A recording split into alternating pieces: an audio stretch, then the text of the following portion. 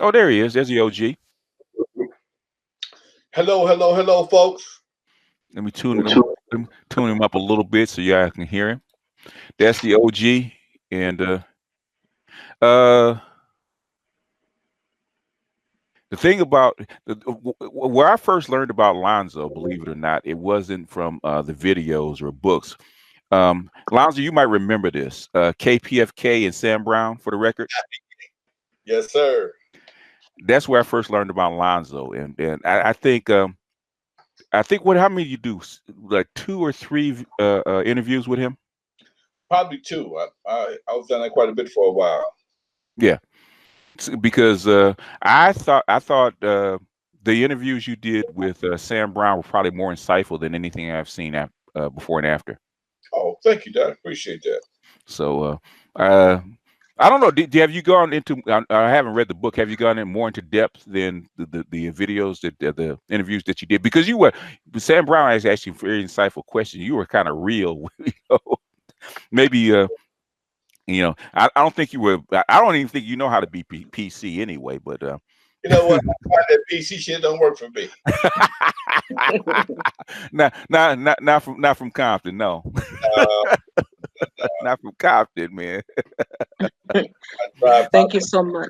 it don't work for me at all. I don't even feel right. Oh boy. Yeah.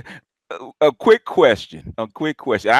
Coming from because I grew up in that era. I grew up in there. I was a young man in that era, and you're a little older than me, and I know what the era was about and what happened in the era. And I was looking at the movie, um, Straight Outta Compton. I was looking at the movie, and I was telling everybody from my vantage point, the realest thing is at the beginning of the movie when because you remember the battering ram coming down the street Yes, and basically easy jumping fences and jumping yards to get away. I said that right there was probably the realest scene in that whole entire movie. yeah, yeah, yeah. Him jumping the fences probably wasn't as real as it was, but it was a Yeah, real part of our existence at that time. That's yeah, for sure. yeah.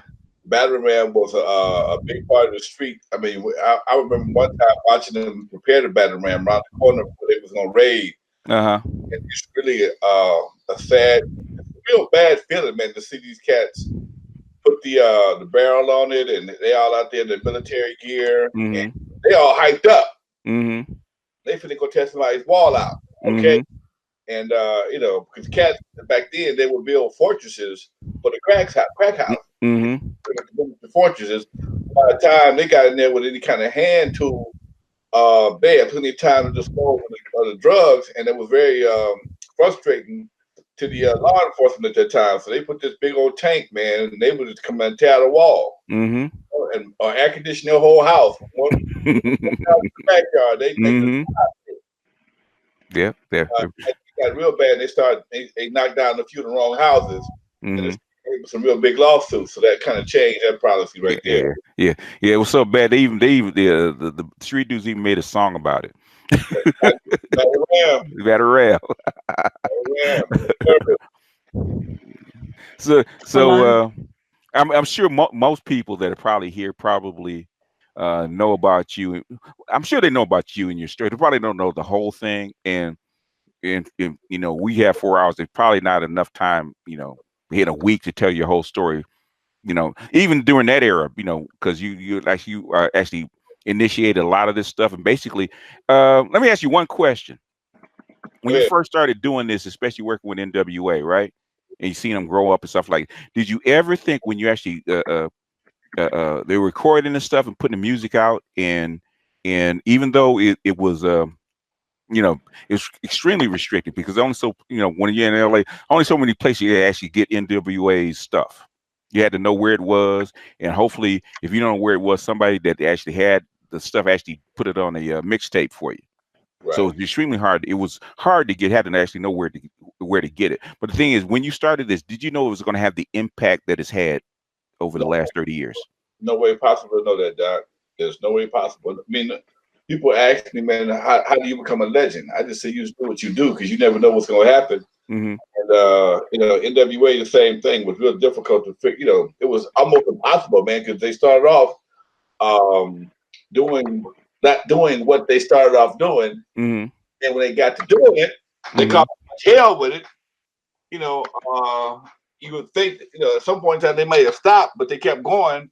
And at some point in time during the Rodney King rebellion, Mm-hmm. they became heroes. Like overnight, the streets felt it all along, Yeah.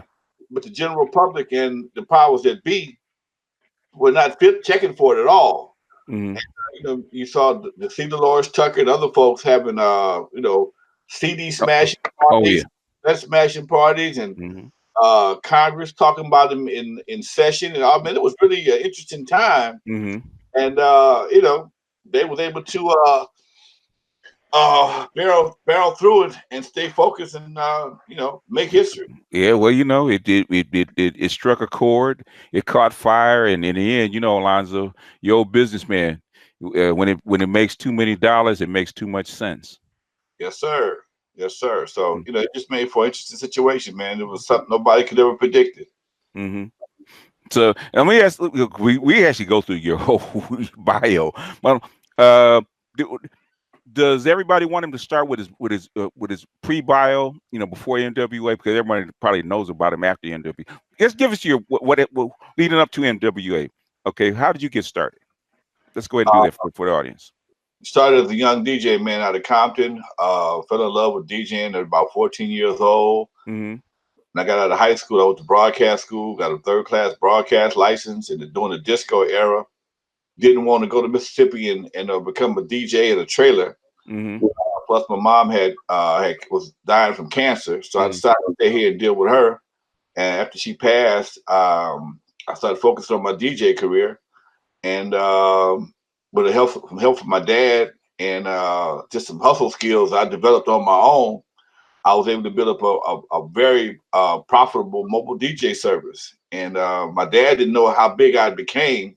Mm-hmm. He caught me with a pile of money one day, and he threatened to kill me because he thought I was selling dope. Mm-hmm. And was probably the one thing I didn't do.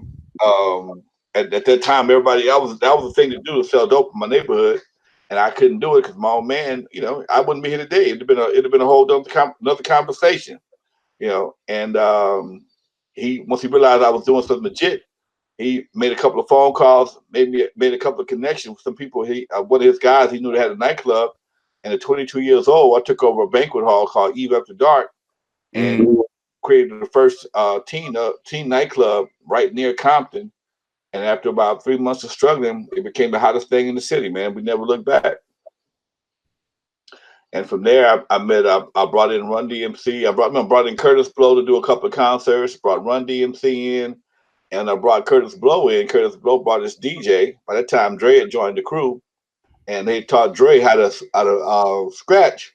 Davey D taught Dre how to scratch, and it just we was making underground records. We was the hottest thing on the streets. We was making records, and man, it was a perfect storm for success. Mm-hmm. And I was still young and wild and crazy, and I thought I could do anything. And started going. Let's run in. One day we had a hit record, man. Nobody was, we didn't have no money for marketing because hip hop was so new. Mm-hmm. Everything we put out was accepted by the streets. And by the time we hit drop Juice and Surgery, we was on tour. And man, it was an evolution, man. That if I can't say it will never happen again. It's just one of those things, man. That just because I was in one area so much. Excuse me. And I did so much in that area right near Compton. I was able to influence a lot of people. I had three nightclubs or three venues within a mile of each other. Eve After Dark, Dudos, and Skateland. Yeah, I remember Dudos. All within a mile of each other. Okay, Mm-hmm. Dudos and Skateland pretty much shared the same lot. Mm-hmm. Dudos on Friday, Skateland on Saturday. Mm-hmm. And Eve After Dark was around the corner for both of them. So as and then we were constantly on the radio with K-Day, and the Wrecking Crew just had a real solid foothold in the Compton and surrounding areas, and that's a real tight community, man. Because it's a lot of people, but there's not a lot of people. You got 4 cities right attached to Compton, unlike LA. LA is huge. Mm-hmm. Compton is not that big. Compton is only 10 square miles, but you're right next to Gardena, right next to Watts, right next to Carson, right next to Paramount, right Mm-hmm. next to, Long, and then by LA, extension, Long Beach. Yeah. Long Beach. So, Mm-hmm. you have a lot of influence on a lot of people. Mm-hmm. And you don't even realize it until you look up one day and like, man, I always come to your spot. I used to come to your spot. I used to walk to your club. So Yeah. it just, it just, Yeah, and plus Doodles was famous, man. Doodles was a famous spot, going Doodles, back I to the got 70s. Yeah. Doodles was famous in the 70s because back in the 40s and 50s, Mm-hmm. Doodles was the only club Central Avenue was a hot spot, was a hot street for that era. If you ever watched the movie Devil in a Blue Dress, Yeah. everything in Devil in a Blue Dress took place on Central. Mm-hmm. And because at that time when Doodles was built, Compton was predominantly white. Yeah. So the brothers from Watts in LA would slide into Doodles and see Bobby Blue Bland and Johnny Guitar Watson, Etta James, and Ike and Tina Turner, and slide back out for the Compton PD. Had a chance. It was a I've been blessed, man. I've been on the cusp of a lot of historic situations. I'm kind of that missing link between R&B and disco and hip hop because I was around for all of it. I saw disco. That was my first name, Disco Lonzo. So I was in a part of the disco era, and I was a part of the transition between hip hop and R&B and funk, disco and funk. Yeah. I was standing there waiting on hip hop when they got off the bus. So, it just put me in a very unique position as a promoter, DJ, club owner. I was just telling a buddy of mine just the other day.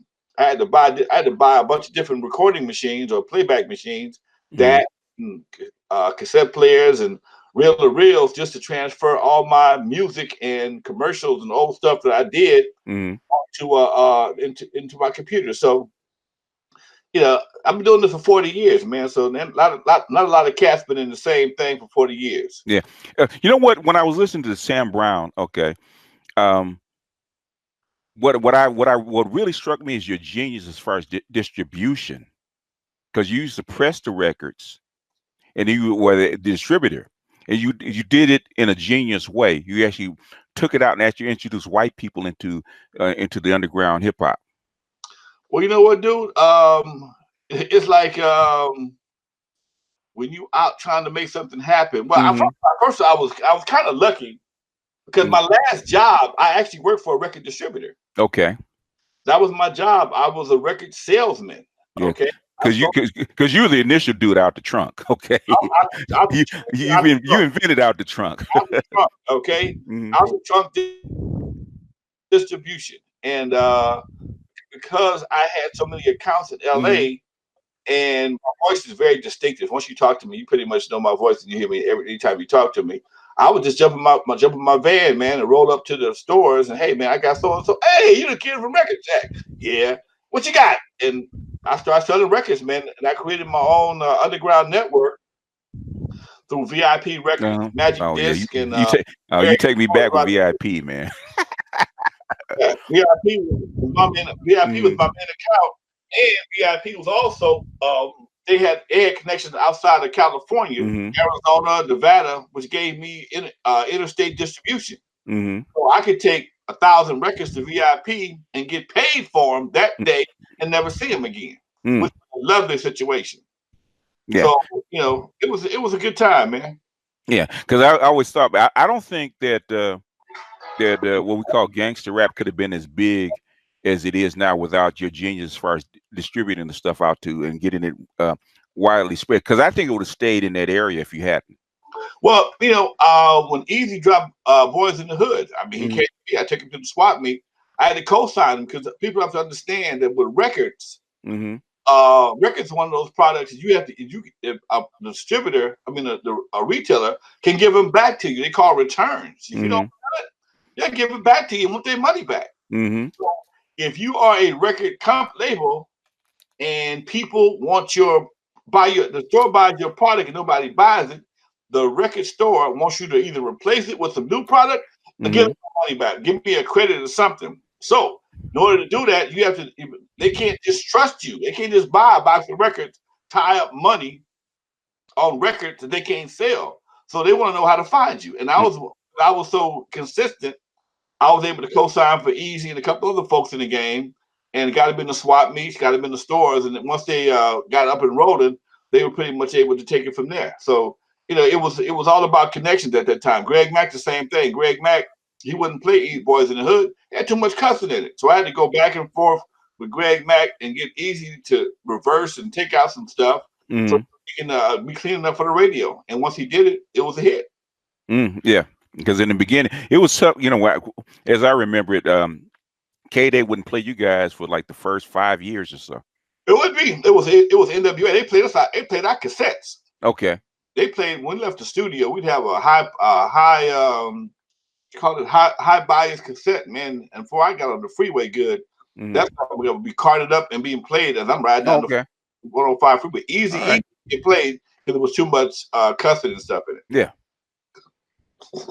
Yeah, well, I'm talking about, the gangster rap in particular, which is That was a fight. That was a fight. Yeah. Because I saw it, when I first saw it, we heard it on a mixtape, because the only way you really get it, either know where it was or get it underground. When I first heard it, I said, this shit will never get played on the radio.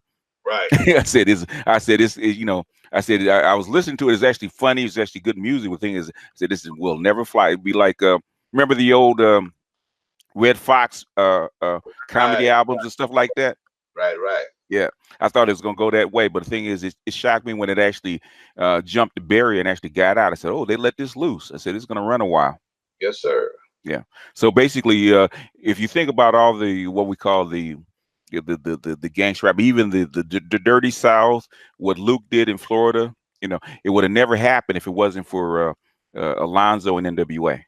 Because you guys were the groundbreakers. So what we see now, that's normal now, all the stuff we see now with Cardi B and Kodak Black and all these people, mumble rappers, stuff like that, it could have never happened. It would have never have jumped the fence. It would have stayed underground if Lonzo wasn't a genius, actually start distributing this stuff and actually working with the radio stations and the distributors that to get this stuff out. It would never been a local underground hit, and it would have probably died right there. It actually, truthfully, most of the stuff on Ruthless was never intended to be on the radio. It was strictly for underground. That was the part of it. Because at that time, underground was very powerful, man. We were DJs in the club. And there were records that we played in the club that would never get on the radio. One of the biggest hits we had in the club was Prince Head by Prince. Yeah. Oh, I remember that. Yeah. Okay. So we knew that was a market and people loved that kind of stuff. And when Dre and them started doing I have records right now I've never released, well, not to the public, but I'm in the process of putting together a YouTube channel and another channel where people can purchase some of the old stuff that I did that's really not released before. And it's just that it was such an interesting time, man. That everything, it was like the Wild Wild West. Everything was going. Was good to go. Just where it was going to go was you question. Should be writing it. We really, in my opinion, man. I mean, what you did as far as your history is concerned is great. You should be writing a business book. Because in my mind, you are actually a business genius. Oh, thank you, man. I appreciate that. Yeah. Because everybody, you think about everybody that's been a rapper or starting out as a rapper actually followed your model. They followed the model you said by basically doing it underground, selling it not off the books, but out of the trunk, or as we call it, out of trunk, which means basically not through the normal channels. That's all it really means. Right. Yeah. But the thing is, I can't remember a dude that did it before you. Everybody else signed the contract, signed the deal, got distributed by a record company. I kind of took the business model from R&B though. I mean, because R&B had Out of the Trunk Cats. They were a lot different. It was somewhat different. It was basically the same thing, but became the hip hop. I was the first Out the Trunk distribution network. And that's what led me to once I became populating out the trunk. Shit, about 90, about 89, no, about 90. Mm-hmm. Me, unknown DJ from the LA, Egyptian Lover, Egyptian Lover, remember him? Yeah. unknown DJ, Mm-hmm. Rudy from the Dream Team, and Mm-hmm. myself formed our own national distribution network called West Coast Record Distributors. Mm. So we had, I mean, we went legit. We had a million. We had we sold $1 million worth of records the first Mm-hmm. year, including Mm. Rod, Joe Cooley's, me and Joe, Egyptian Lover, the Country compilation. All that came out of us. You know, JJ Fad, Supersonic Yeah. came to us before it went to Ruthless. Oh, really? Okay.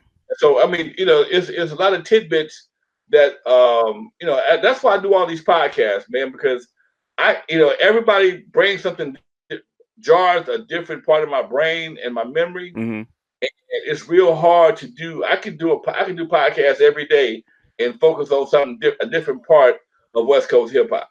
Yeah. Well, basically, even even East Coast hip hop actually copied your model Yeah, because you know, because you guys because the stuff that you had to distribute could not really be distributed any other way other than the way you did it. and it worked. It actually worked out better for us because if Mm-hmm. most people don't realize that most of the artists on the West Coast, Mm-hmm. very beginning, we were all into entrepreneurs. We had to be Mm-hmm. who we were because nobody was checking for us. We refused not not to be heard. LA Dream Team owned their label. Egyptian Lover owned his label. Mm-hmm. Uh, I own my label. Unknown owned his label. And because of McCullough and his distribution network and manufacturing system he put together, it Mm-hmm. allowed us all to be entertainment entrepreneurs at an early age. Now he ripped us off for the most part, Mm-hmm. but those who had any kind of businesses were still able to get money out of it. Yeah, yeah. That's the problem. When you sell $1 million worth of records out of the trunk, that's gonna get noticed. Right. But sometimes some with the right people, also the wrong people. Yeah, yeah. I, So I still remember that because there's one thing I don't know if we should mention it on the podcast. I remember when you got that phone call early in the morning from the East right. Coast. Yeah, yeah. I remember that we told Sam Brown. I laughed. I said, "Yep, that sounds about right." It Because was great. you making too much money. Yeah. You know, dude, it was dude, it was just a crazy time, man. You know, I laugh at what some of the things I've been through. Hmm. And I tell people these stories, and unfortunately for me, I'm probably the only one that's done. I hate talking about myself sometimes. No, go no, don't you no, don't But if no. I don't tell But the thing nobody, is, you know, you're the missing link that in all of this because you connect all the like I say you're the thumb, right? Because you can touch all the fingers on the hand. touch every finger on the hand, Doc, Yeah. and most of the fingers don't know how much the thumb has touched. Mm-hmm. You know, because you rub shoulders with some of the savory characters and some of the unsavory characters. Yeah, yeah. But whatever you want to reveal, man, you know, we're here we want to hear because a lot of people really I know about you because number one I grew up in that era and number two Sam Brown kind of talked about it and a lot of a few guys that I work with man actually bodyguarded um for some of these people because they lived in Compton. They big dudes like I don't know if you remember Chops. Uh-uh. You don't remember Chops? He was like he actually played. I don't know who he played for, but he's like 6'5", man. He's like 400 pounds, huge dude. Okay. But you might not remember. But the thing is, I know some of this history because I had actually grew up in L.A. and basically I heard about you, and I know the sequence of how things happen. But a lot of people really don't, man. And I know that I said if you really want to know hip hop or West Coast hip hop, you got to talk to Lonzo. Because if you haven't talked to Lonzo, then you don't know what really went down. You know, yeah, dude, you're right. Like I said before, I sometimes forget how much I've done because I've been doing it so long, Mm-hmm. and you know, and again because I don't have the the PR machine. Hey, Lonzo did this. You know, I do podcasts. I do Mm-hmm. my YouTube channel, and Mm-hmm. what I did was so long ago. Most people don't even realize, because the wrecking crew has come and gone for the most part, but the remnants of what we done have changed the world. I mean, there's nobody has done this bigger than Dr. Dre. Yeah. Nobody from the West Coast has been as big as Dr. Dre. Nobody from the West Coast has been as big as NWA, and all that. I'm pretty much responsible for all of that. And like I said before, with even well, you look at Cube trying to buy TV stations. I'm proud of the brother, man. I'm proud of the brother, making a move like that. Okay. I really am. I'm glad to say I had a hand in that. I don't take credit for everybody, but I've always been there when folks call. If I can do something to help your career or give you some direction, that's what I do. That's the kind of guys I came from. I came from old dudes, man, that put me up on so many different types of game in various ways. I've had several mentors in my life, and that's a blessing. And when you can be a mentor to somebody that will give you that kind of credit and respect, you can look back and say, hey man, I wouldn't thank Lonzo for being there for me. That's a nice little something, Doc. Yeah, those were your babies, huh? Those are my babies, man. Those are your babies. Who influenced you? Because that was a question. Who actually influenced you? Who were your mentors? Man, my dad, number one, dude. He was always in my corner. Even when I was a knucklehead, I was never a bad kid. We was all knuckleheads, man.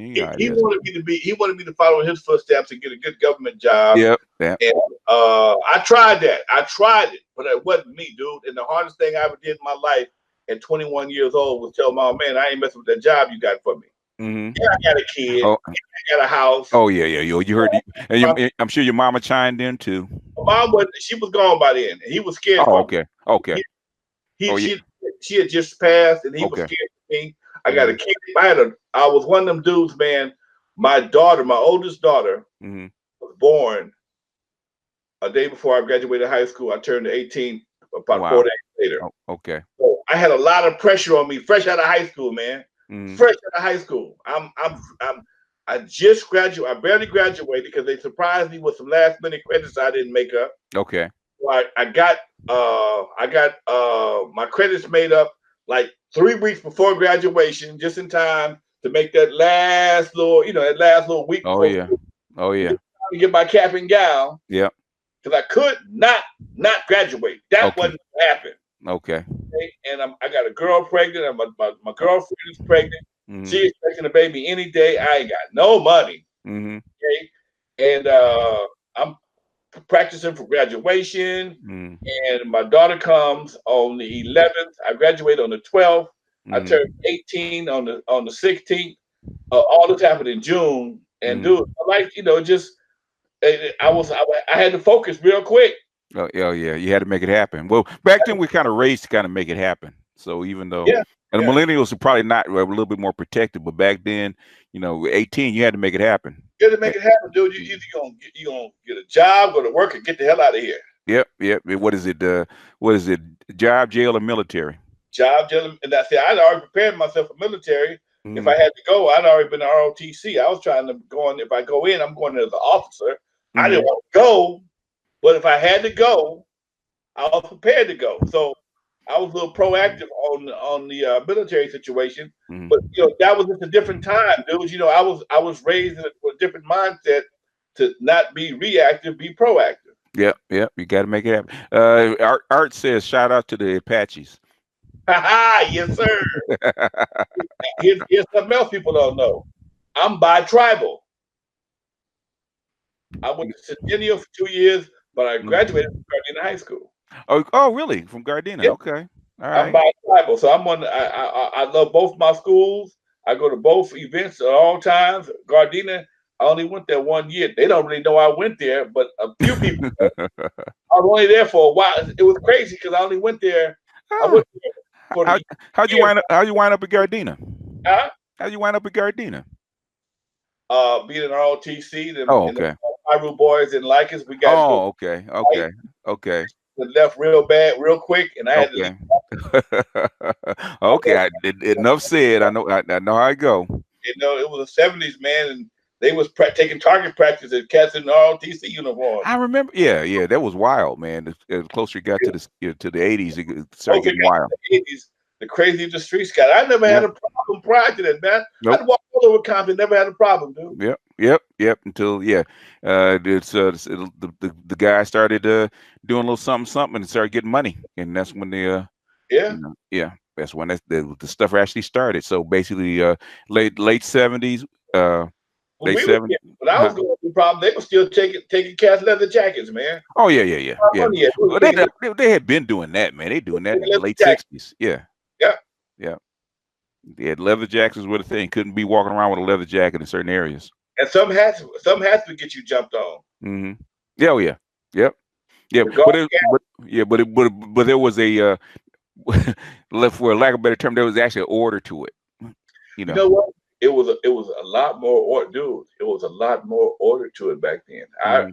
I tell the story all the time, man. My next door neighbor was a shot caller. Okay. And you know, if you had a problem, most of the times, so if you was a civilian, like I was a civilian, Mm-hmm. the shot callers would look out for you. Yeah. Okay? You didn't have to. The gang life back then was about quality of guys, not quantity. Right.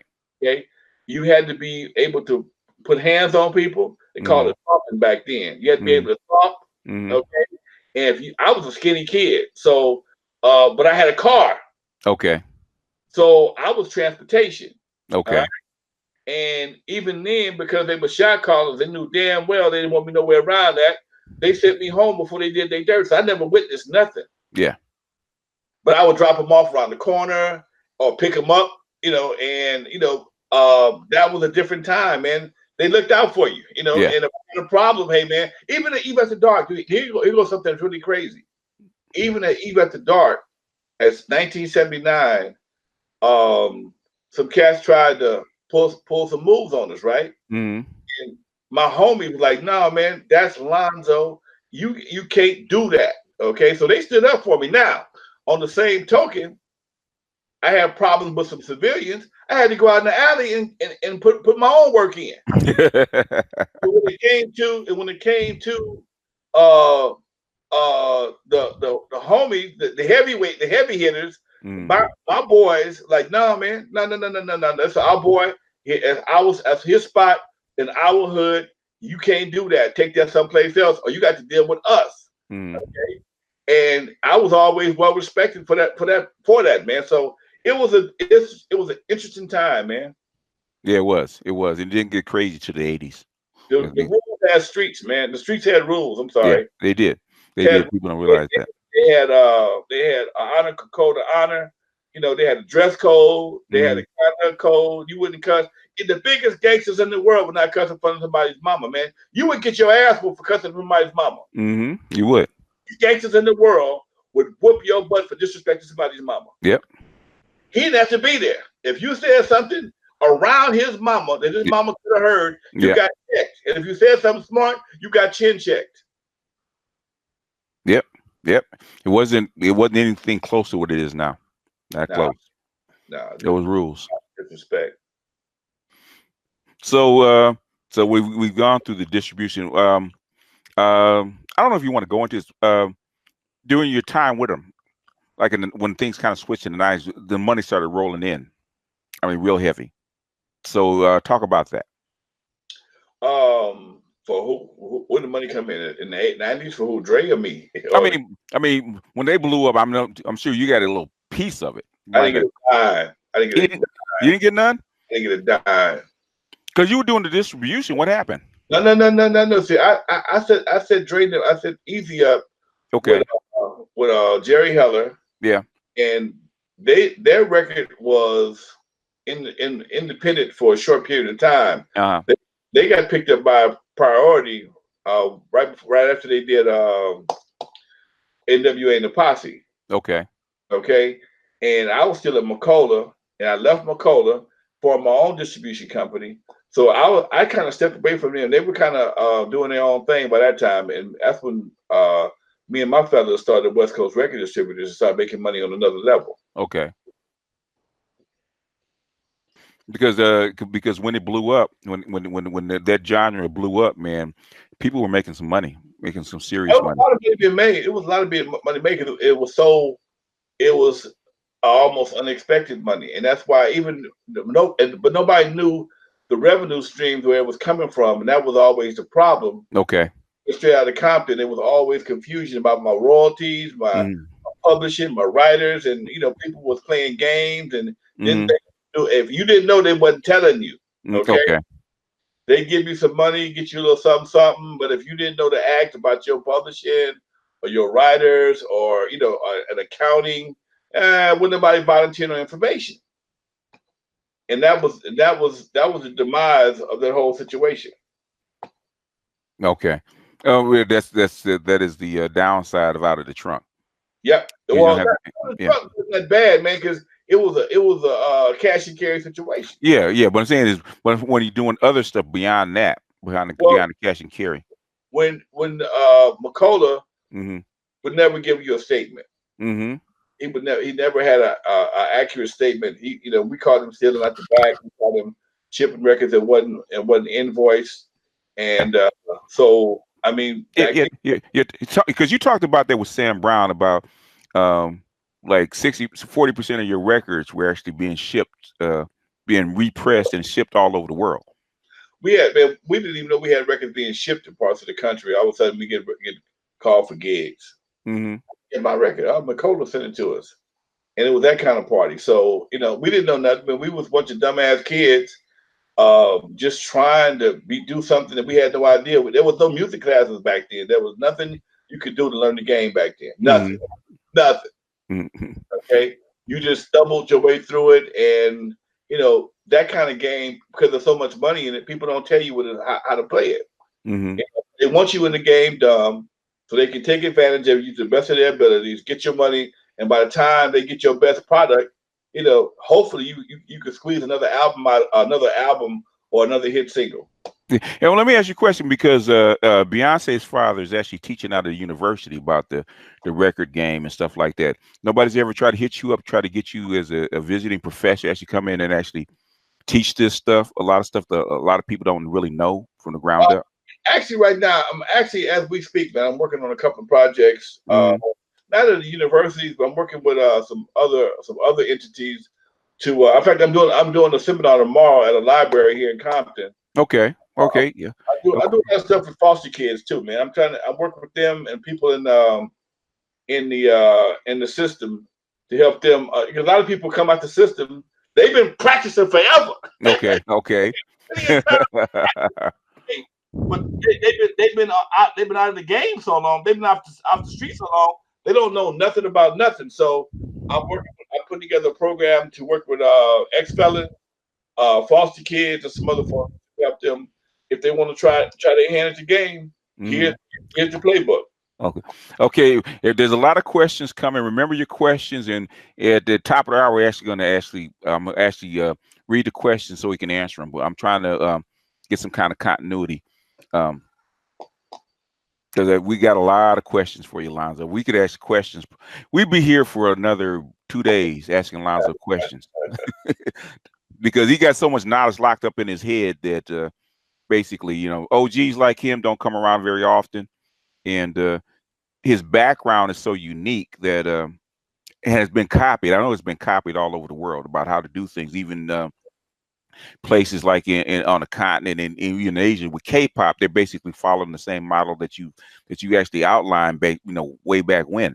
So a lot of people actually following your mind. Actually, if you look at YouTube and even like somebody like Issa Rae, how she got started and how she blew up. But yeah, she started basically out of the trunk, on YouTube, doing her thing, and then she blew up once she got picked up. So basically, his model's been followed all over the world. Yeah, interesting, Doc. I never heard it put like that before. Yeah, I mean, basically, it's a really hardcore guerrilla marketing out there. That's what Yeah, well, that's what it out was. the trunk is. I remember, and we was about CMW, Compton's Most Wanted, Mm-hmm. because it was a hardcore gangster situation. Mm-hmm. me and Unknown DJ, we kind of promoted them together. They were on both our labels. We kind of did a joint label deal with CMW, Mm-hmm. and we had to go into hoods and pass Mm-hmm. sets. And Okay. it was probably one of the most frightening things I had to do for our distribution, because at that time, man, when CMW was coming up, the streets were really, really rough. And we had to almost get out, man, with a cassette in our hand like the police. Getting in for a problem. I like to Mm-hmm. give you some free. I said free music from Mm-hmm. Common Folks Wanted. Just please, it was like that, dude. For real, we literally had to do that just to get out the car without getting shot. Okay, it was like that. And then you had to be careful of what hoods you went. Common Most Wanted was predominantly Crips from Trag New, Oh yeah. and a blood in there. Mike T, the DJ, was a blood. Mm-hmm. And oh man, you just couldn't take it everywhere. You had to Mm-mm. go your streets in order to make that happen, dude. It was one of the craziest times I've ever been around. Yeah. Well, back then, man, they called they didn't call Compton the Wild Wild West for nothing. No, dude. And I'm sitting here as a grown ass man, and I'm glad to be here and able to talk about it, because a lot of cats didn't make it. You'd have wound up in that canal, man. In the park, face down, being floated. Yeah, people in Compton know what I mean by the canal. Yeah, yeah. Yeah, They got right through Compton. right through Compton. Yeah, A lot of cats ended up in the canal. yeah, like ended up in the canal. And it's funny now, but it was real talk back then. Yes, sir. Um, uh, so we got another 30 minutes. I could talk to you all night, but um, there was a question. What other groups were actually you actually named a few? Well, what are the crews were you actually associated with Uh, after NWA?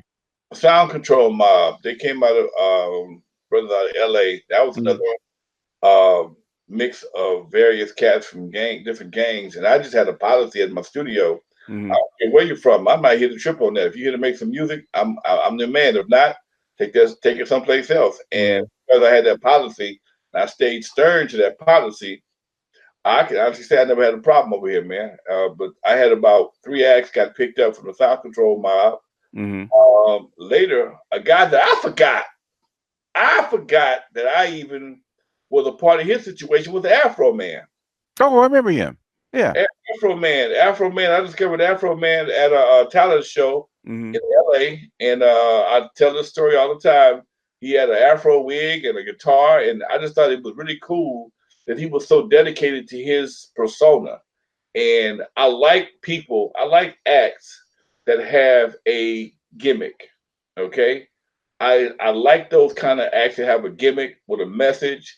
And Afro Man was his message at that time was entrepreneurship, keeping your afro, blow it out, and playing his guitar. And it wasn't until a few years later he created that song I Got High. Oh yeah. Yeah. Oh, yeah. Yeah.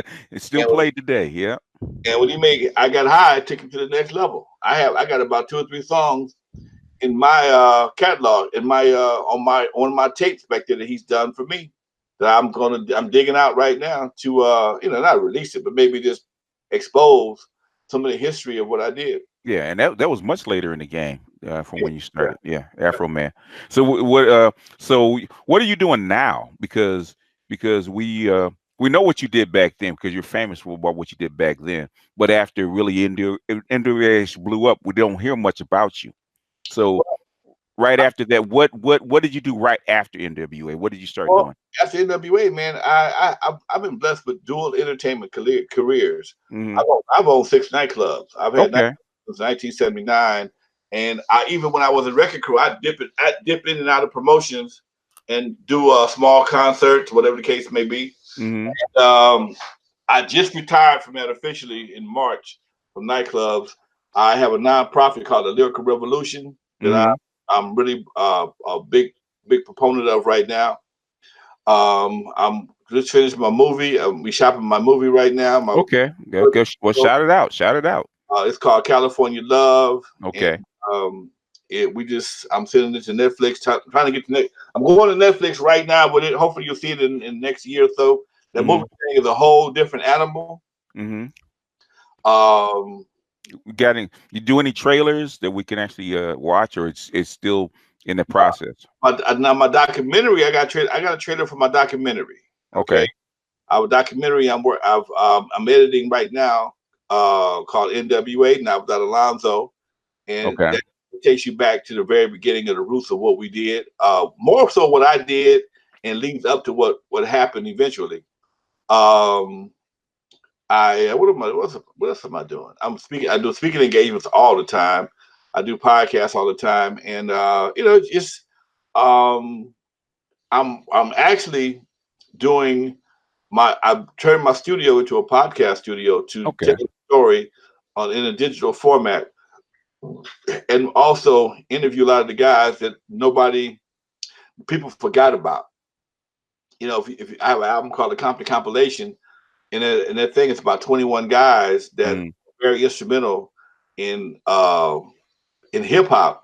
But what I realized is a lot of my guys, I gave guys opportunities. Okay.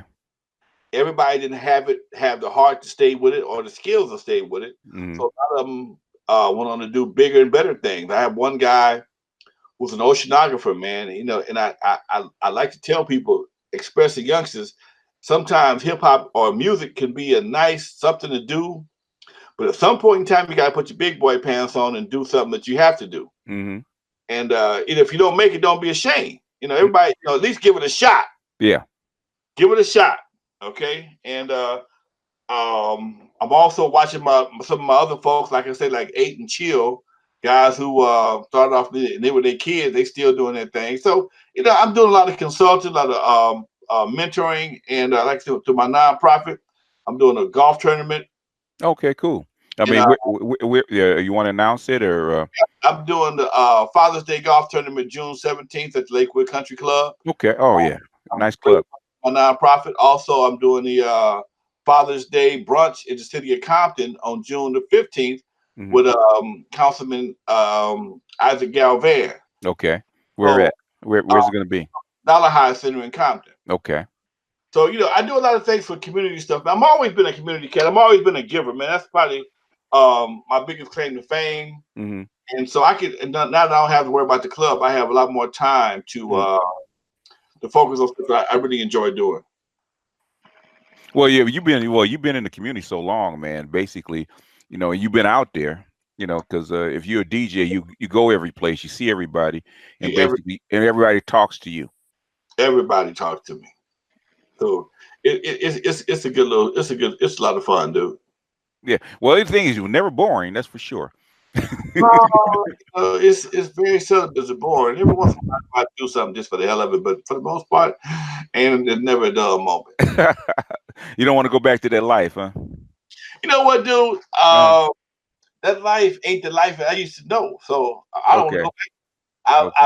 I stayed in for a long time, and I've seen 4 generations of party folks. I started in 1970, 76 doing parties. By the 80s, I had my own club. By the 90s, I had 3 clubs. By 2000, I had my 5th club.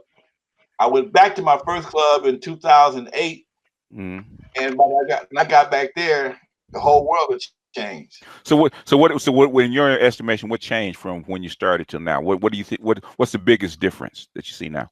Probably the biggest thing that's changed for clubs is the digital platform.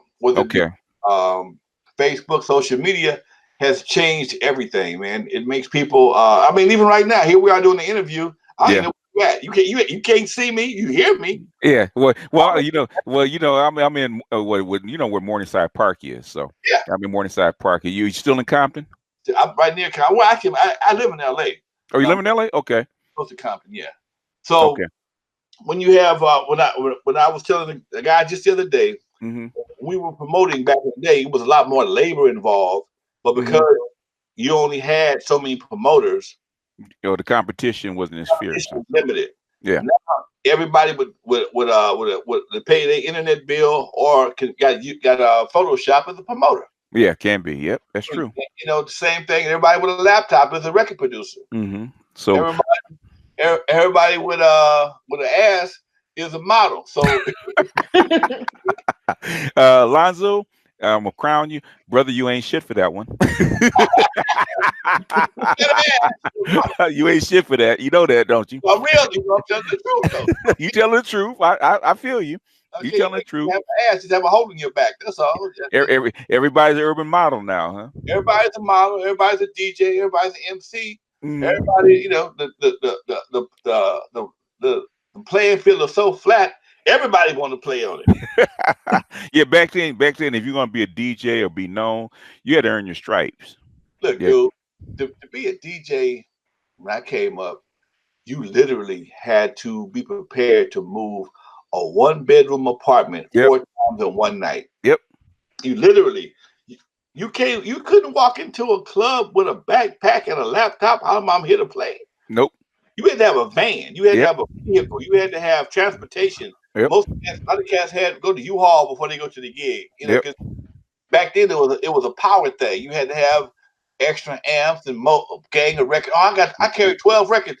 You're gonna play 65 records in the whole night. I don't give a damn what you do. Yeah, but there's always somebody's gonna ask for something from the crates. Right. If you don't repeat yourself, you play 65 records and when I counted them, okay? You might play 70 if they short, okay? But a lot of guys thought it was a thing to bring their whole collection every time. And you doing a house party, you got 4 big ass 7-mega speakers, turntables, great. You gotta pick that shit up, put it back in the truck. Yep. Then unload it when you get home. Yep. So when you load the truck up, get to the gig, unload it. That's 2. Yep. Gig over with, 2 o'clock in the morning, load it up again. And you not leave it leave your equipment in the truck overnight because you won't have shit when you wake up in the morning. Nope. So that's 4 times in one night, man. So that was a serious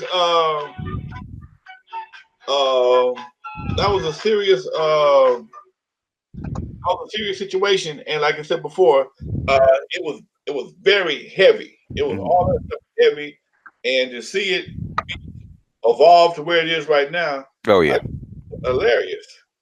It's changed. You have thousands of records, you know, song by song, and back then as a DJ, reason you carry so many records because always some asshole will ask you for something that's not currently played.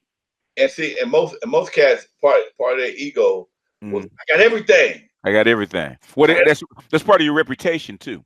Right, and then the bad part about you had to carry 2 of everything. Okay. If you scratch it, you have to carry 2 of everything. Yeah, you're right. You know, so you got doubles. I mean, if you play 65 records, that means you got to carry 120. Yeah. Just 5 or 6 crates right there. So I feel like sometimes I feel like Muhammad Ali. Back in the day when Muhammad Ali was a boxer, they fought 15 rounds. It was somebody got their ass beat up, okay?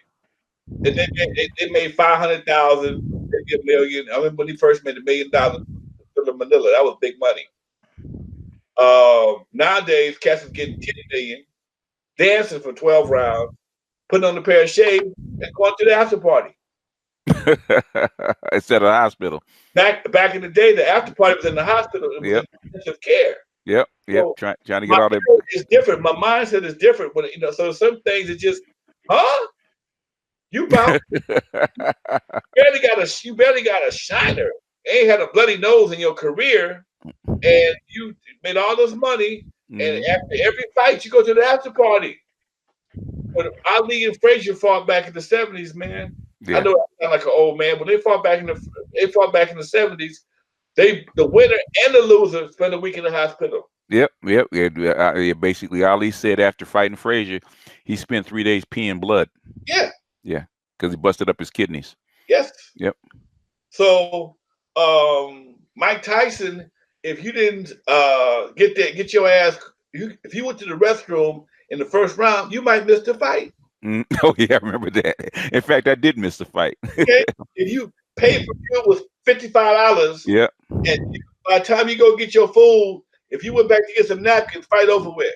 Yeah, I'm gonna tell you a story about that, Lonzo. I was living on 95th Street, right, with my girl, right, and the neighbor across the fence had the fight. So we trying to gather the kids, gather her, take the food, and walk down the stairs to the to his fight. Go across the fence, right? So we gather the kids and take the food. Start walking down the stairs. We hear this, oh, and then people running out.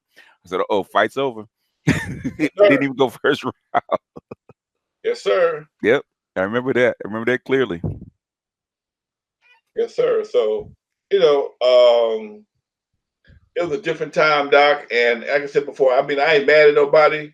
But on the same token, what we had back then and what we sacrificed one thing to get something else. We had a lot more substance, and I know I'm really gonna sound old now. The music had a lot more substance to it. Yeah, basically, if you study, because MP3s, if you study the architecture of MP3s, there's lots of sonic holes in it because they're slicing up the sound and Right, piecing it back together. They're playing, they're actually skipping over the gap so fast that basically your brain shouldn't notice it, but it does. right, So, right. so playing a record and playing MP3 are actually two completely different things. You Totally can different. actually you can actually not only can you hear, but also you can feel it. It doesn't feel the same. Right. I mean, see, back then, if you had a 12-inch, Mm-hmm. the album, you could hear the difference. You hear the difference. Yeah, you can feel the difference from the speakers. You can Well, actually feel it. on a 12-inch, the grooves are a lot thicker. Yeah. Because you got more room to stretch out. The grooves Oh are yeah. thicker, and so now the bass is hitting harder, and so are the highs. Mm-hmm. Totally different situation. The album, the grooves on the album are a lot smaller, so you don't have the same. That's why 12 inches in the disco era was so popular, because the grooves. Because we had clubs that you had the big sound system then for the first time, and you want that stuff to resonate. So the 12-inch record gave the sound system, gave the turntable wide enough grooves, right enough grooves, give the record a much better sonic sound, sonic groove. Yeah. There's a big difference in people that didn't grow up with it or didn't grow up what they call it. They used to call them a gearhead back then. I don't know what what they used to call them, something. Yeah, esoteric stuff where the amps and the amps and the preamps and all that stuff are actually matched to the turntable. Yes, sir. Completely different sound. Completely different sound. They had a thing called a Macintosh system, and Oh, expensive shit. the most Macintosh and Bang and Olufsen were two of the most expensive sound systems you can buy. Oh yeah. And Macintosh was all matched. The speakers and the amp and the preamp was all perfectly matched to give you the most sonically perfect sound. And they had special records you had to buy, audio file. Audio file. Yep. Thicker, and they were cut a lot deeper, and oh man, they would give you a richness that you couldn't find no place else. You can't find any place else, and I know the convenience of digital sound, but it's I listen to it for convenience, because they actually have good sound back then. You had to spend some money. You had to spend some money to have good sound, especially if you want a clean sound. The digital stuff is cleaner, but it's not nearly as good. Not nearly as good. I agree. All right, it is the ladies on the panel. It's if you guys want to ask questions, if you'd like. Hello, Lonzo. How are you? Fine, how you doing, darling? Char Willie, I want to thank you so much for accepting my invitation as first and foremost. I'm enjoying myself. And also, I have a guarantee to purchase of your books before you even started the show. So I'm going to let you know that. And I've been posting the links of your website, music, and book. And I'll be doing that throughout the show. So you should also get some more support there. And they can also find the charities and everything that you represent. Thank you, dear. I appreciate that. You are welcome. Any questions? Um, let's see. With a question. So you retired from the nightclub industry. Yes. What was the age range of women that worked in the clubs? Well, the women that worked in the club or patronized the club. Worked there. Actually worked Uh, there. my girls were in their late 20s, early 30s. I had one that was 40. Hmm. My club was not a regular nightclub. It was a Mel Exotic club. Oh, Uh, all right then. sitting down. Which one was it? It was even after dark at my Oh last yeah, yeah, yeah, yeah, yeah. Yep. at the eve. Here's another hidden fact that most people don't know. Okay. When it comes to Mel Exotic entertainment in Los Angeles, Uh-huh. I'm the godfather of that too. Really? Well, tell All us. right Well, then. do tell. Yeah, Do tell. I started doing Mel Exotic before I made my first record at the eve after dark, and it was no black no black clubs at that time, and I found some dancers that worked over at Chippendales over off of Overland, and I brought them to the east side, and doing that and other things like comedy, because my thing was what I would do, anything that they was doing on the west side, I brought it to the east side. Comedy, Mel Exotic dancing, all that stuff was all the, it was a Hollywood thing. It was a west side thing. So I brought Mel Exotic over to the Eve After Dark, and it was very successful for a long time. And then started making records and went on tour. And I guess who my partner was? Who? I left for a while, came back on tour, went on tour, and Hmm. I opened it back up again because things got slow. Okay. Uh, this lady named Lynette became my partner, Hmm. and Lynette was Game's mom, and that's how people sometimes Oh, get. really? Yeah, Okay. Game used to dance in the club, and he was like, No, "Oh, no shit. no, no back, ain't no shame." I tell you, he No, did. no, no, no. We didn't know that though. Yeah. So then I brought comedy over to Eve After Dark Hmm. in the mid '80s. My MC, a good friend of mine, was Hmm. Robin Harris. Oh wow. If Robin you, Oh, Robert, I his wife, probably the funniest man I ever saw in person was Robin every Harris. joke Robert had, he perfected it even after dark. Yeah. It wasn't small world. it wasn't Okay. right. Small world and baby kids. Yeah, you've heard him on recordings, but unless you saw Robin Harris live, you don't know how funny he actually was. Because a lot of stuff he couldn't do, Couldn't do he right. couldn't do. Oh Robert wow. Harris, after he stopped, he left me and went to work for Michael Williams over at the Comedy Act Theater. And every Thursday night they had comedy at the Comedy Act Theater, which is the Regency West. Yeah, that's why I saw him. Yeah. And this is when black underground comedy first took off. Yep. And me and Michael both was laughing about this. I mean, do you realize between you and I, we launched everything worthwhile out of LA? I mean, I had the music and the hip hop, and he had the comedy. Hmm. Michael's facility was Def Jam before Def Jam. Hmm. Everybody you saw in Def Jam was at Michael's club before they blew up. Yep. Everybody. I'm talking about Eddie Murphy, the Wayans brothers, the sister. Robin was the host. Hmm. Sinbad would be there. Yep. Everybody was there. Yep. And it just was amazing, man. And I'll never forget, one night I was there. Robin was hosting the show, and Sinbad came through.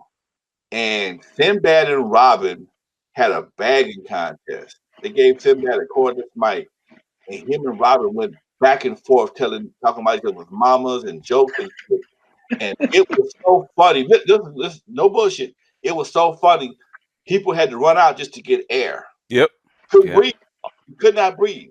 It was Oh so wow. much going on. It was almost dangerous because me and some other folks, we had to go outside. We just took off running because we couldn't breathe no more. It was so hilarious, man. It was like the most intense laughter I've ever had in my life. I'm like, dude, y'all can't do that. Y'all gonna kill somebody doing it. And Robin Harris also, here's another tidbit. Robin Harris's wife, Exeter Murphy, Exeter, I think that's Miss Murphy, Exeter, she was she sang at Eve After Dark. There's two nightclubs. There's one upstairs and one downstairs. There's a blues club downstairs called Jeffy's, and there was Eve After Dark. Robin Harris's wife, Exeter Murphy, used to sing in the band downstairs, and that's what they met at Eve After Dark. So my hand in West Coast history, entertainment history in the West Coast, it's deeper than most people realize. This is stuff that if you ask anybody else about Dre, Cube, they wouldn't know nothing about this. They were kids. Mm-hmm. This is stuff that nobody would know about. And it's just because it's tough for black folks in LA to actually get into Hollywood. It's actually easier coming from New York to get into Hollywood as a black person than it was to be homegrown. Right. It was real tough. And basically, it was a chitlin circuit. So you had the chitlin circuit, and then you never had a complete place. You had different places where you actually could go to actually perform, because you couldn't do if you didn't make, let's say, like the Roxy down in Hollywood because you had a deal, then you had to go to these little clubs. Rob Harris would come to Eve After Dark, get gas money from me, and do about 4 or 5 clubs before 2 o'clock in the morning and the after hours. Mm-hmm. That was the thing. Lonzo, I need to make me some gas money. And back then, $20 was gas money. Okay. Oh yeah. Yeah. Those were the days. Full tank. Okay. 80s. Yeah. Back in the 80s, that was gas money. And he come up and get a dub and tell the test tube baby and kids and Compton the Hill is a local call. Yes. Yeah. I'm homesick. I'm fresh off niggas' ass. I'm from fresh off a niggas' ass. I'm getting homesick. Right. I know small world. Yep. But it was actually a closer knit community though back then, as far as the entertainment is concerned. Yeah, it was, man, because nobody had no money, and money wasn't the issue. Money was an issue, but it wasn't the issue. Mm-hmm. It wasn't. Everybody didn't have a camera. If you videotaped somebody, you had to spend about a real camera, and it was some money involved. Mm-hmm. It was if you recorded somebody, you had to bring out at least a cassette player. Oh yeah. Don't remind me. It was a lot cheaper to go out. Back then you go in $5 to go get you anywhere, and it wasn't no parking involved. Parking wasn't even an issue. Nowadays, shit. Yeah. Completely different world now. It's all commercialized and homogenized, and everybody's got to get paid a certain amount of money. Where back then, if that's what you wanted to do, you had to take a chance and actually grind and get out there. They don't grind like they used to. Yes, sir. Go ahead, Lonzo. I think people owe them something right now. Yeah, even before they do any work. Yep. Yeah. I got 500 followers, and okay, and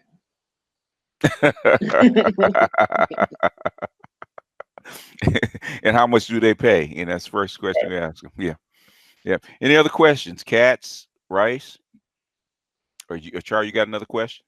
Well, I was going to ask about the ladies that frequent the club.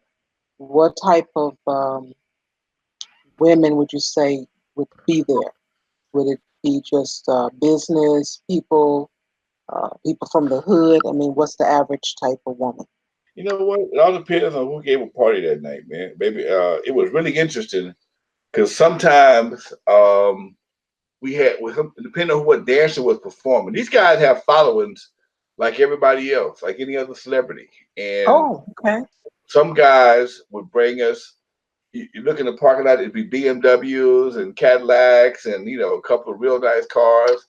And sometimes you look in the back parking lot and you put Pintos and Volkswagens. It all depends. And sometimes it would be it was a vast array of clientele, put it that way. You got the it was. big Yes. girls, you got the slim, pretty girls, you got the big girls, you got everybody there. It was an interesting time for me. And I've seen some shit that, woo, Lord have mercy. Yeah, it was still a community back then before The church, before crack kind of shattered the community, but it's actually a really close knit community back then. yeah, yeah. So it's the metal exotic game is still going on. It's not as pertinent, profitable as it used to be for me. So that's why I left it alone. But it's still, it still works for some people. When did Alonzo. when did you start your metal exotic club? First one in 1984, Oh and yeah, that's real early. Yeah. when I left, came back. I brought it back when I came back in 2008, and I had it up until March of this year. Okay. All right. Who's speaking? Is that you, Rice? Hey, Hey, hey, how you doing? I'm doing. Hey, Alonzo. Hey, BGS. Hey, Char. Hi, Cats. Hello. How are Hi. you guys How are doing? you? How All are right. y'all? All right. You wanted to ask a question? I wanted to ask Alonzo, do you think that the industry has changed from when you first started, like from your era versus like in like the era that's going on today? Oh, it's totally changed. I mean, everything from how music is made to how music is marketed, and just the fact that there are no more gatekeepers. Back in the day, people that you hear in the day would never made it. They would have made it into the studio not long into Right? the mainstream. Um, there's no such thing as A&R, artist and repertoire. Artist and repertoire are the guys that determine if you have talent or not. And if you have some talent, they may put you in a school or take you to a certain producer that can help you develop your talent. Nowadays, if you can come up with a catchphrase or a decent beat in your bathroom, you got to actually go onto Spotify and turn it into a hit record. I look at I speak about Blueface, this kid that I don't know where he came from, but he's hot as fish right now, and Oh my God, did you hear that song? he can't rap a gift if you gave him, but he got a little odd phrase, Tatiana, bust down. Buzz down. And if you listen to what he's saying, you don't want your daughter to bust down. Right? You don't want your daughter to be in Tatiana. But what I think really is the part that really confuses me is that as much as people, most artists um, aspired to make money to get out of the ghetto and hopefully leave gang life behind them. But nowadays, artists who already made money are going and retroactively joining gangs or claiming gangs to get street credibility. Yeah. I heard about that too. Yeah. I Yeah. heard about that. That's the craziest shit in the world. It don't make sense until it makes money, Lonzo. Well, you know what? And see, that's where the generation gap comes in Yeah. at. Okay, Because we're trying to get out. Because we're trying to get out of the hood or get when, away from that life. right when you got some kids and you got some grandkids like I do, Mm-hmm. uh, money is a necessary evil, but it's hard for it to be your main focus when you got people looking at you. I know Mm-hmm. that sounds crazy as hell. Okay, it's certain things that, as a mother or for me as a grandfather, I can't let my grandkids see me do. I'm not gonna let them see me do. I like smoking weed. I won't let them smoke. They won't let me. I won't let them. They'll never let me see me do it. I hit a joint from time to time. I won't let them see me do it. Okay, I won't be on Facebook. Grandpa blazed up. I can't do. Mm-hmm. Okay. Yeah. So, Lonzo, you're saying that you won't be like going to the school with your pants sagging, underwear showing, smoking on a blunt? You wouldn't do that? A shower cap on your head? Uh, Shower. hell no, hell That's actually a good segue because this is where this is where the pants sagging stuff actually started in L.A. between the Mexican gang culture and the black gang culture. Talk about that, Lonzo, because you saw the shift. no. the pants sagging phenomenon, because I have to call it a phenomenon, Mm-hmm. outlasted so many trends. It's ridiculous. Yeah, that it. Pants sagging has outlasted the Jerry curl, Mm-hmm. papers, spinning rims, uh, uh, sky pagers. All those things were around when sagging first came out, Mm-hmm. and for some reason, sagging is still pertinent in 2019. And if you ask a cat why they sag, they really can't tell you, but they do. And I guess I was with a guy the other day. I was at a radio station the other day, and the security guard, white guy, I thought he shit on this stuff. His pants are so low. I'm like, dude. I mean, he had no ass, but he just had his pants all falling off. Maybe that's why they were falling off. I just can understand why he felt he had to have his pants hanging off his butt to make himself feel like he was cool. I never understood that. I still crease my jeans. So Oh, you old school. I still crease my jeans, and I go to Chambers to get my shoes shine. Oh yeah, you definitely old school. Okay, I'm old school. You say Chambers, yeah, you old school. Yes, sir. Go to Chambers, get shoes shine. Oh yeah, you old school. Yes, sir. So so yeah, it's just real hard for a cat like me to understand that. I mean, I walk outside, I iron my t-shirts. I'm not going outside. I'm not going there with that t-shirt. Oh yeah, you old school. I do. You know how to iron. Well, that's why your t-shirts are wrinkled. Mm-hmm.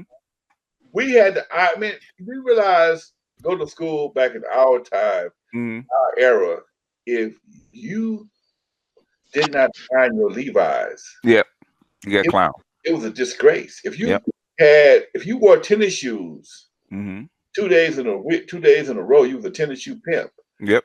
Tennis shoe pimp was the worst thing you could ever be. That's worse than being a buster. And everything has changed. And I can't say nothing because I'm outnumbered. Yep. People don't realize that when we went to school, we didn't wear tennis shoes all the time. Man, I remember going to school at Centennial, for homecoming dance. We wouldn't got tailor-made pants made. Yep. I don't know about that. That's the era that I would love to see on TV because it was something we only did in Compton. Compton and Gardena did it. We had a guy downtown called Taylor Mike. Taylor Mike actually would make you a pair of custom-made pants. If you was bad, you had the pants and the hat, the cap. Okay, and you have to see what a pair of tailors look like.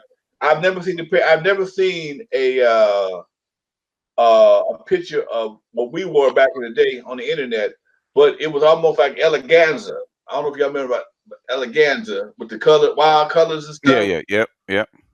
That eleganza pose you got with the fist balls up like Shaft. Oh yeah. Yep. Because I was looking at the picture of the movie poster of the movie Boys in the Hood, right? And I'm noticing that the way that they're dressed, even Ice Cube, the way he's dressed, they're different styles, but they're always neat. The gangbangers were neat. They actually creased their pants. They didn't walk out with wrinkles in their pants, their shoes dirty, anything like that. They were neat, hair combed. Yeah. Even though they were gangsters, they were the local gangbangers. They were neat. Understand this: the original gangsters from the streets got their style from the mob. The mafia was the most well-dressed men in the neighborhood. Mafia. Think about mafia movies. They all wear suits every day. They wore suits and ties, most of them every day. They be robbing banks or breaking through a wall wearing suits and ties. Yeah. The working men was ones that could be messy because they got dirty. They had to do some kind of work. But Pookie and Ray Ray and the what they call the educated lanes were the neatest people in the neighborhood. Anytime being a sign of a cool gangster, even a pimp. always well dressed, Always well dressed. fingernails clean, Mm-hmm. a manicure, uh, Mm-hmm. hair always straight, always Always straight. Yep. Yep. Yeah. Shoes always shine. facial hair always well groomed. Mm-hmm. And that was something that I grew up in, and I'm sitting combing my beard as we speak. Mm-hmm. So where street culture actually descended, and where dudes are sloppy and they're not neat, and they're kind of grimy. Back in the day, Pookie and Ray Ray, as we call them, the street dudes, they were the neatest dudes in the neighborhood. You know what happened? What happened? Lulu and Susie started accepting the tackiness. Okay, okay, because of the money, huh? Because of drug money. Back in the days, Mm-hmm. the girls, we dressed up for the females. Mm-hmm. Okay, and most females lowered their standards. We dropped ours. Wow. Hey, BGS. Hey, panel. This is Regina. Hey, Good Regina. evening. Greetings. How Nice to are have you? you with us. You got a comment or question you want to join in? Yes, hey Char. It's just a comment. Thank you, Brother Lonzo, for making that statement about how our brothers used to present themselves to women. Mm-hmm. It was very important on how that individual dressed and how they presented themselves. How they Um, smell, how they and how they smell. smell. Mm-hmm. Yes, yeah, Yeah. you had to comb your hair. It wasn't no coming out of here looking like you just rolled out the bed. It was Oh no. not that. It was not that. Alonzo will tell you something. The real hardcore cute gangsters used to roll their hair at night. And evening rolling. That's right. With They a would roll it. scarf on it to They, protect it. yeah, they would tell. Go ahead, Ronzo. If I had a natural, I got my hair braided every night. Yep. When my girlfriend braided my hair. Yep. When I had a perm, I got my hair rolled every night. Yeah, rolled every night. Yep. Okay. That's And right. I go outside and rollers in my head. Nope. Nope. Okay. And see, that level of respect, that level of confidence in men, I think is left. And now I would like to go back to when y'all mentioned the sagging. Now, even when I look back or think back to the movie with Dr. Dre and was it Ricky? What's the movie? Straight out of Ricky. Compton. Yeah, straight out of Compton. He wasn't sagging like the young men are sagging today. They were hitting kind of low, but they weren't that low where I saw maybe the crack. And so, yeah. So I'm thinking when I talk about my work and all of that. There was a time when there was conversation that this came from the jail culture, that meant that they were acceptable. And if I'm crossing the line, I apologize, but it seems like that's what I remember hearing, that didn't come from just a style of clothes that I'm from, I'm representing a style of culture, that it was jail culture, Now, that meant that man was acceptable, that he was receptive for a partner when they said like that, and they well, walked out of the prison system. And I apologize. in the jail culture, they took your belt because they didn't want you to hang yourself, so you didn't have They no didn't belt. want you to hang. Okay, so you didn't have a belt, but then you walk outside and you come home and you present yourself in this environment, and now you're adapting to the environment, but you're really not. You're still walking around grabbing your pants. Mm-hmm. And so that, to me, that's what I thought, that this was the introduction of that. That's what I think. I think it's a mix of two things, because the baggy pants actually came from the Hispanics, because they've been wearing baggy pants forever. So the baggy pants came from the Hispanics. The sagging came from jail culture, because they took your belt from you. So we put those two things together. That's where the style came from. But Lonzo can actually, if you got a different take, he can actually chime in. No, I was saying back in the day, that's where you got your zoot suits. I mean, they've always wear excessively wide leg pants, size clothes, and that was a style that was created back in the 40s for the Hispanic, and zoot suits was always been in for them. And didn't wear zoot suits. They always had the khakis that were oversized and extra Oversized. long Yeah. and cuffed at the end and croaker sacks, and it was a whole. Yeah, Mhm. And And the loose shirts and stuff like that. Yeah. right, and the one button at the top, Yeah. just one button, everything. But one thing about it though, They were neat. everything was crisp. Yeah, they were crisp. Yeah, Everything was that's so crisp, very like true. almost military crisp.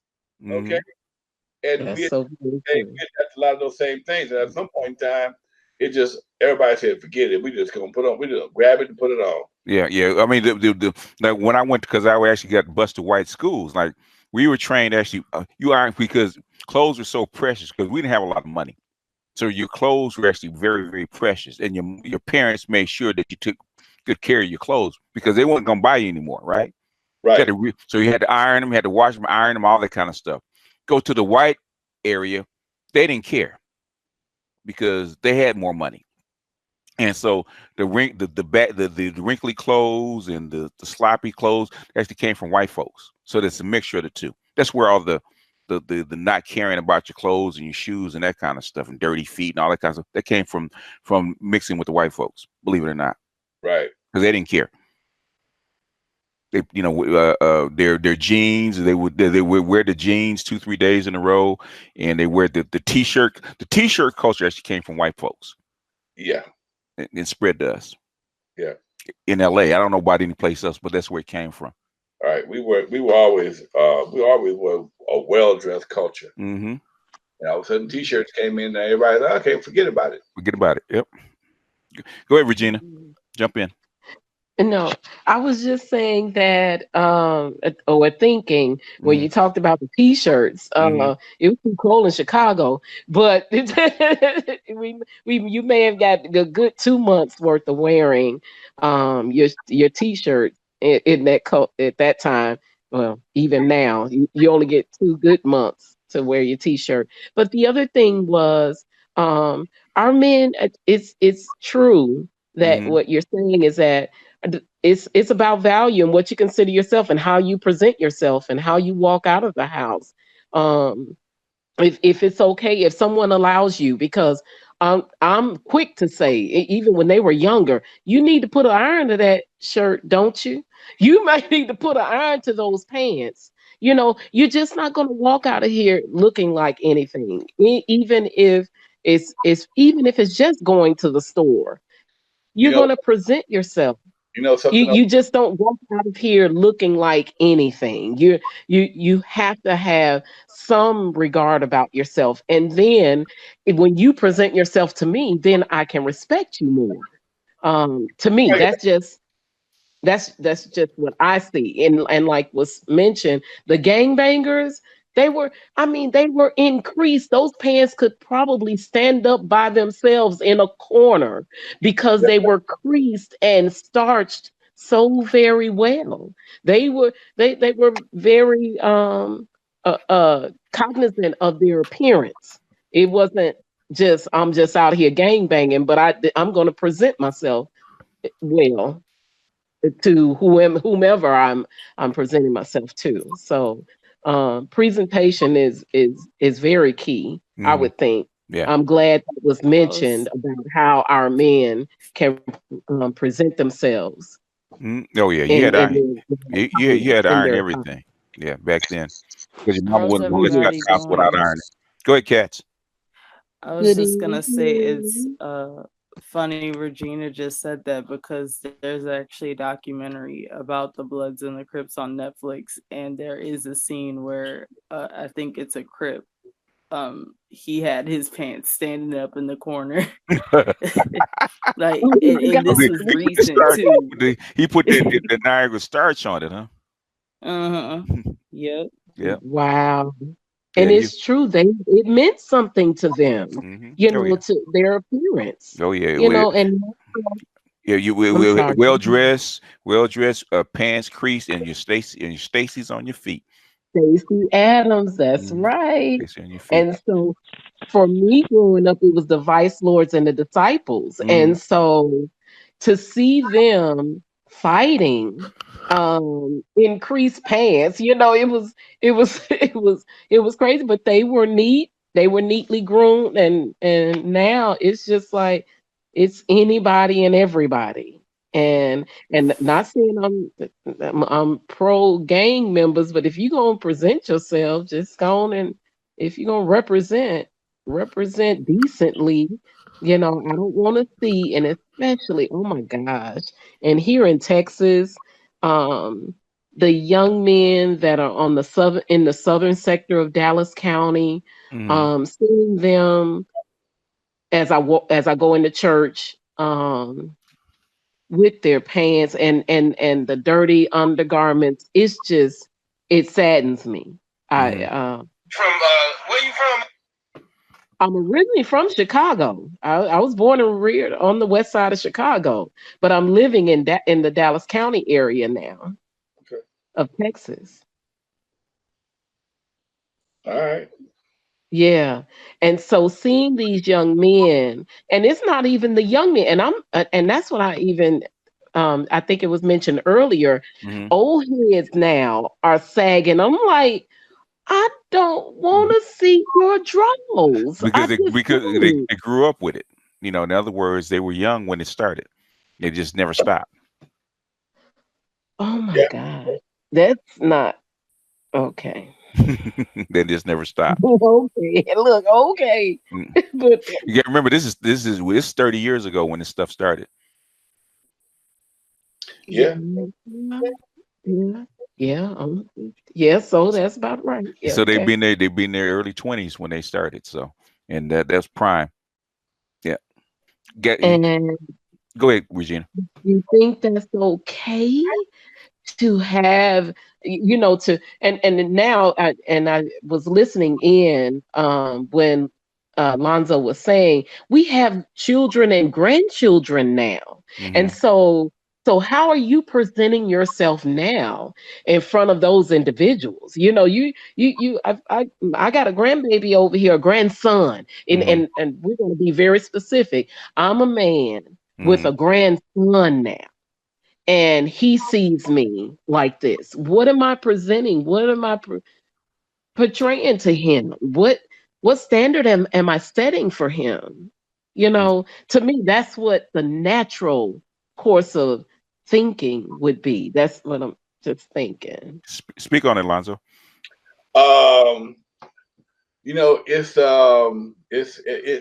know. It's I don't either, but but you know, go ahead, help I me was out gonna here. say, they never grew up. That's the only thing I can actually say, because I don't understand it either. Because once you pass like 35, you know, is a good cutoff. But it said 40, 50. Why are you still doing that? Don't make no sense. That's all you ever done. Hmm. And unfortunately, sometimes we get caught up in various habits and lifestyles, and you look up and wow, I'm in the senior citizen home doing the same thing I did when I was on the streets. And if sometimes if you take certain things from certain people, they don't have nothing else. That's all they know. As Mhm. you get older, sometimes you reinvent yourself because you got Yeah, options. Okay, yeah, some buy a bike, a motorcycle, or some join the car club, some join a bowling club, take up line dancing, karaoke, Chicago stepping, whatever the case may be. You reinvent. yeah, But if you don't, if you, your circle or if your circle is not that vast, and all you know is just right here, you know, uh, yeah. Chicago stepping or bowling ain't going to be. Bowling can be considered expensive sometimes. It can get you got to travel sometime. Okay, Yeah. line dancing can be for women. Very. I ain't doing that for women. Yes. A bike, Yes. $30,000-$40,000, depending if you want to get a nice one. But Right. it's cheap. Being in the hood can be cheap. You get your 40 and a pack of cigarettes. They got 40 to pack of cigarettes, and we can sag all day. Yeah, Sit, that's sit, all. sit on the Yeah. porch, huh? You got to go to. Wow. It, Mhm. I was kind of blessed as a young man to get out of the hood on a regular basis as a kid. My dad cut lawns when I was a youngster, and a lot of times would be in Torrance and Palos Verdes. So when you've seen better and experienced better, you aspire to better. But if all you know is your 5 blocks or your area, that's all you think the world is, and you don't think about getting outside that world, and that can be very detrimental to your growth. And that's a lot of times that's what we experience. I had a young man that was hanging with me one time, and he was 22 years old, and we were riding down Crenshaw. He had never seen the mall before, What? and he's like, "Man, that's the mall, huh?" I said, "Yeah, dude, that's the mall." What? Oh man, that's the Crenshaw Mall. I heard about that. Like it was Disneyland. I Yeah, heard.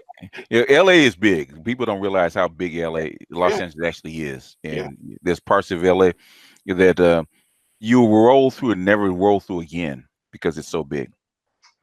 yeah. Yeah, but he had never seen the Crenshaw Mall, really? You never seen the Crenshaw Mall? Wow. Okay. So you don't have to be out of state not to have seen the Crenshaw Mall. Probably never seen the Wall either, huh? No. Good grief. Okay. Well, was he from Compton? From Compton. Wow. Okay. So he never been to the West Side, huh? Cross Imperial Highway. Oh shit. So he had never been on the West Side at all, huh? West Side, period. Oh, good grief. Okay. So Yeah. yeah. In this day and age, well, yeah. Basically, with all the trains, it's just a train ride away. But that's amazing that in LA. I know back in the day, yeah, there was Compton's not as close as people think, but still, most people actually go back and forth between the West Side and the East Side. But basically, east of the 10, east of the 110 is actually a different world, and further you go east, it basically changes into its whole different area. Yes, sir. People don't realize that Southgate, and parts of Gardena and Compton, and then those kind of places, man. That's their whole different vibe than on the West Side. Whole different vibe. Yeah, it is, and and if you don't ever experience that, Mm-hmm. you don't, you can't appreciate it. Mm-hmm. Can't aspire to it. If anything. Mm-hmm. Yeah, and trust and believe. If you're a West Side boy, you go to the East Side, man, over there by Compton and those areas, man, you can get lost. Don't go there at night because you will get lost. Yep. You would get lost. Like I remember one night I was actually visiting a friend of mine, man, and I got off the freeway at the wrong spot and trying to drive on the street, man. Took me an hour to figure out where I was going. Wow. Because I kept getting turned around. Wow. So it's people don't realize actually the scope of LA, what we call Los Angeles. Okay. And on that note, I'm sorry, BGS. I'm sorry. Go ahead. On that note, it was mentioned. I think it was Tavares that mentioned that I said the South Side, but I mean the Southern Dallas County. I'm talking about like not only just South Side of sunny South Dallas. I'm very familiar. My church is in the sunny South Dallas, but I'm even speaking of the southern sector of Dallas County. That would include the Camp Wisdom area, the DeSoto, the Lancaster, the Cedar Hills. It spreads. It spread. Yeah, Wilmer Hutchins, all of that entire area. When you speak of, and then growing up on the West Side, as you are all just mentioning, if my mother would have not shipped me to Marshall, Texas, I would have probably still been to this day sitting at 4900 West Adams Street in Chicago, Illinois. If my mother had not shipped, even though we were exposed, we would travel. We got a chance to travel. We would go to South Carolina for family. We go to New York for family. We go to Philadelphia for family. But actually considering relocating, that would not have been in my purview of or in any form of thinking that I could go and live someplace else. That was to go to visit family, but I would probably right now, because I wanted to be there. And when she shipped me, I cried. I fought it. and everything. I'm thankful now, but I was not on board with it then. Wow. Because I have friends that are still in the 4900 block of West Adams Street to this day, right now, Wow. that I grew up with. And so Mhm. I know I probably would still be sitting there. Yeah, most people don't wander outside like 6 miles from home. Yeah. Yeah, but I would still be right there. Yeah. Yep. All right. Okay. I'll sound like great folks. Okay. Uh, one thing I want you to mention, man, because I remember that you used to talk about all the freeways that you actually hit to actually distribute your records. The freeways? Yeah, back then we actually taking them from clubs to swap meets to different record places. You said you like was it 710 freeway, and then what other freeways And was it? it was, man, we started, I started around the 91. Actually, I Mhm. started wasn't no freeway. I go out with the Imperial Highway because that's where VIP Long Beach was. Okay. Out in Long Beach, and I'd just be rolling, man, up at 710, come up to the swap meet, go all the way down to the 10 to VIP. The big VIP was Oh right yeah. Crenshaw Yeah, and I remember that one. Yeah. Adams. Hmm. And I would meet Steve Yano sometime at his house in I think he lived in Downey at that time. I mean, I'd go to JDC in San Pedro. JDC was a big distributor. They shipped overseas, and they had a office in Palos Verdes. I loved delivering to them because I got to go up the coast, and a lot of time I'd make that a date. I'd grab my girl. Hey, we're going to JDC. Okay. And we pull up on the beach for a while, drop off some records, and pull up on the beach and hang out for a minute, or go have lunch or whatever the case may be. Hmm. It was an interesting experience, man. It just I've never been one for office, although I'm sitting in my office right now. But sometimes I'll just get bored and grab my keys and get in my car right now and go do something. So, at that time, delivering records, going to the pressing plant, picking them up, the interaction with the people that I met, man, because record people are different than anybody else, man. Even manufacturers are different than the average people. That people making music, entertainment, make people happy for a living. Different vibe in interacting with them. Now, how so? What do you think? What do you think that is? Because a lot of them are upbeat. Most people in the music business are upbeat. I mean, if you're in a record store, you're listening to music all day long. Okay? And music has the power to affect your mood. And everybody on this call knows what I'm talking about. When you want to clean your house, you put on certain songs that clean your house on a Saturday afternoon. Okay, if you want to go to a party, you like DJ to play certain music. Okay, but if you go to a funeral and you want to get this sadness out, the choir director is going to play some songs to help you ease your pain, and also draw that out of you so you can move on. So it's all about emotions, and that's one thing about I think about the music game, because you're constantly hearing different stuff. And if you are a store, you got to listen to what you sell. You got to sample your product. That's true. That's you got true. to sample your product. Sometimes you get some pleasant surprises, man. So you walk in the store, hey man, I just got this new. Back in the day, record stores had record salesmen. They just weren't clerks; they were salesmen. If somebody came in to buy a Rick James album, he also heard the Tina Marie album. Okay. Like Tina Marie, you might want to check out this right here. Okay, so it was an ongoing situation. So the person come in to buy one album for $5.98, end up $20. Oh, that's back in the day, $5.98, man. $5.98. Yep. Single was $3.98 or $4.98. Yep. $3.98, something like that. Album might have been $7.99. I'm sorry, it might have been $7.99. But still, you come to the store to buy one thing, you walk out with 4 or 5 things. You go home and you spend the rest of the weekend going through this stuff, trying to figure out what your next hit's going to be. Yep. A different vibe, man. And because it was an album, once you put the needle down, you couldn't just jump to another doggone track. You had to let it play. Yep, that's true. That's true. Yep, different So, culture. But no, we got to let you go. I know you have other things to do. Anything you actually want to push or bring attention to before you go? check out my YouTube channel. Is Lonzo Williams with a Z. Okay. Okay. It's on YouTube. I do a lot of mentoring on. I talk about a lot of the stuff on my own channel. How many? What's your sub count right now? We're going to try to get it up. Man, it's kind of low because everybody want to hear the truth. So it's under 500 right now. Okay, we're gonna get you to 1,000. Try to get you to 1,000. Right. I love that. Thank you very much. Try Willie. Do you have his YouTube page? Yes, Posted? I will put that in there on the rest of the night and at the end of the video and also tomorrow. Okay. Because I'm gonna replay this one, this interview on my this is my smaller channel.